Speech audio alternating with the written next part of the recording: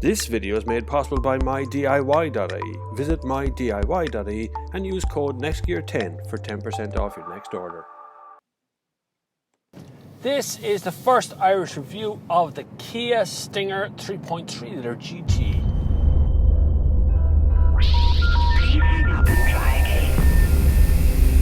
Yeah, baby! So welcome to the 3.3 litre GT Kia Stinger. In this review, I want to kind of ask what's in a brand. You know, why is it that we continually hold certain brands in very high elevated positions and other brands we don't hold in that? And not just talk about car companies, I'm talking about things like Dyson versus Hoover versus Miele or someone. You know, it's just these are just vacuum cleaners. But yet we hold Dyson and allow them to charge us an awful lot of money for plastic parts. And we don't have Miele at the same level, and they don't charge us quite so much, and they have metal parts. So the same in the car companies, you know. The Kia Stinger is a South Korean car, true and true. Straight away, you can tell it's an Asian car. You can tell from the exterior, you can tell from the styling, even from the name, to be honest with you, Stinger. It's not very European, is it? And yes, one of the presidents and the chief designer is Peter Schreier.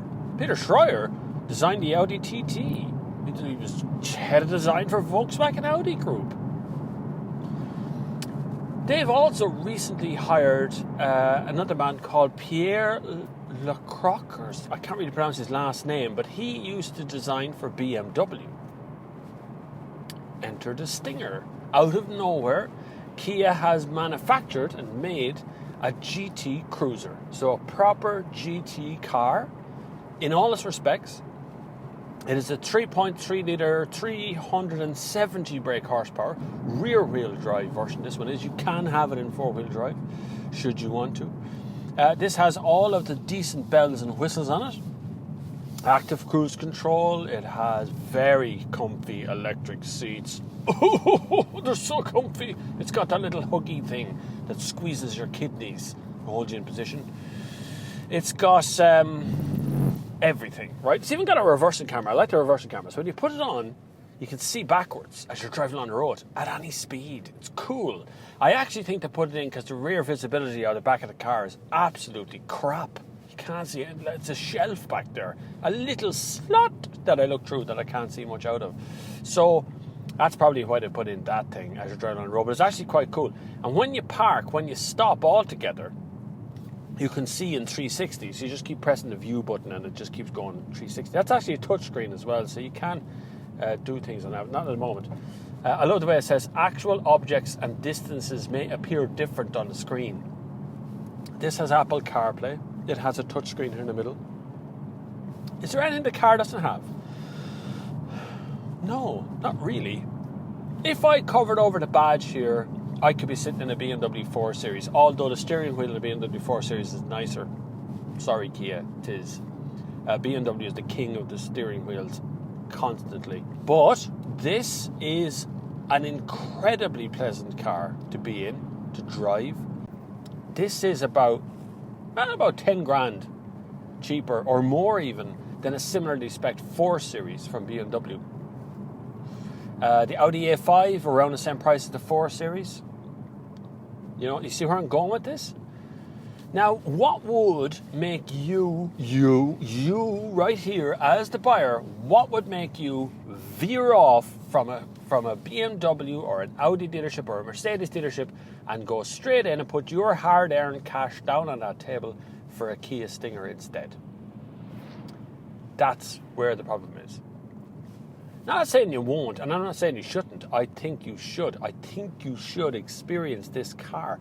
This is a beautifully, beautifully poised, incredibly well-balanced Kia.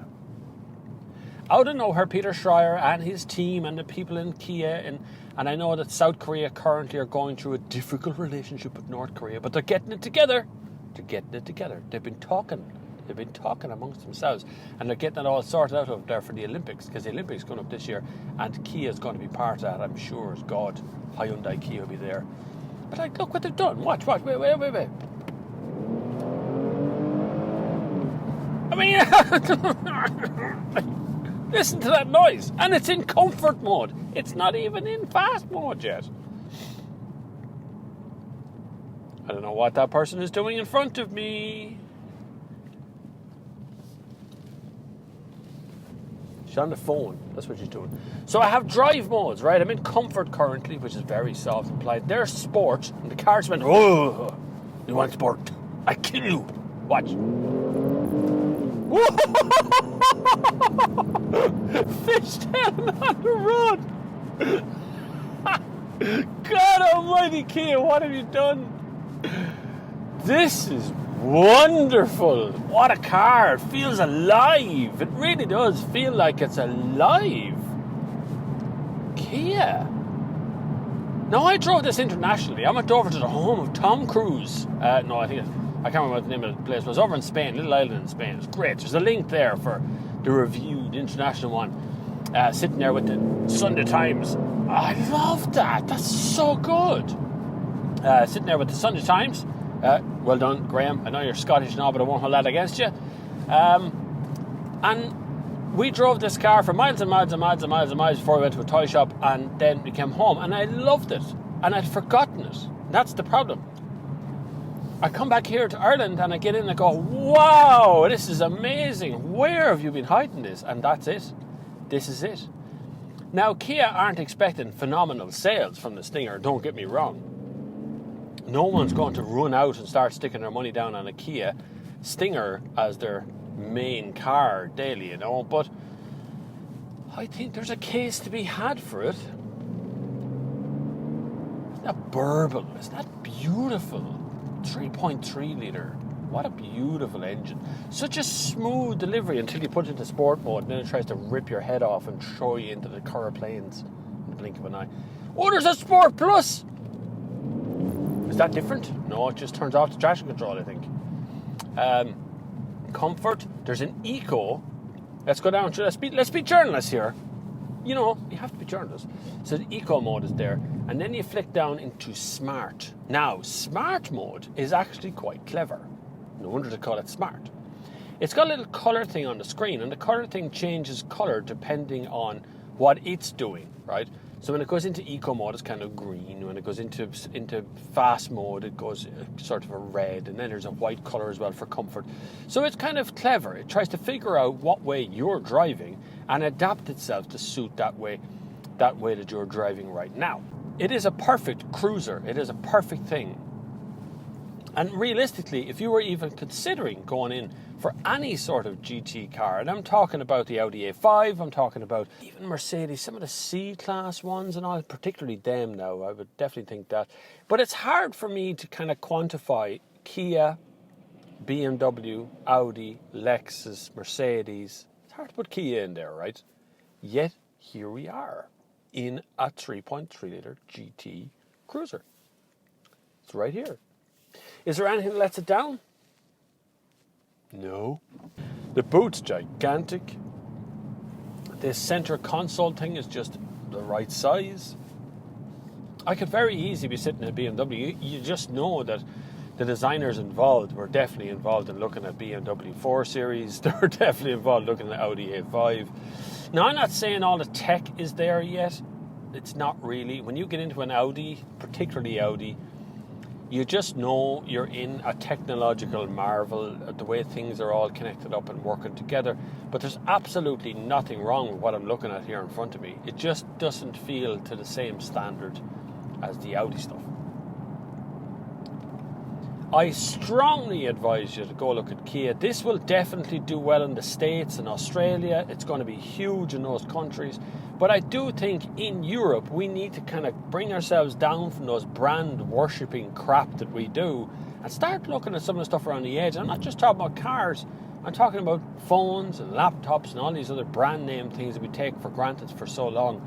And start looking at what other brands are doing, because the people involved in this design the stuff that we worship in the brands that we worship. So they know what they're doing. These guys have pedigree.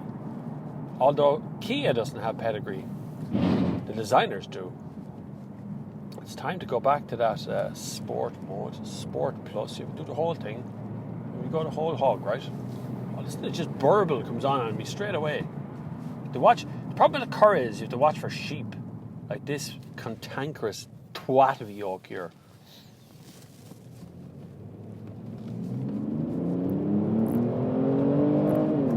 That is a glorious bellow. It's not loud enough though, Kia. I'd like it to be louder. I would. I know it's a GT, but I'd still like it to be. Oh, it's so good though. It feels so good to be pushed along by the machine.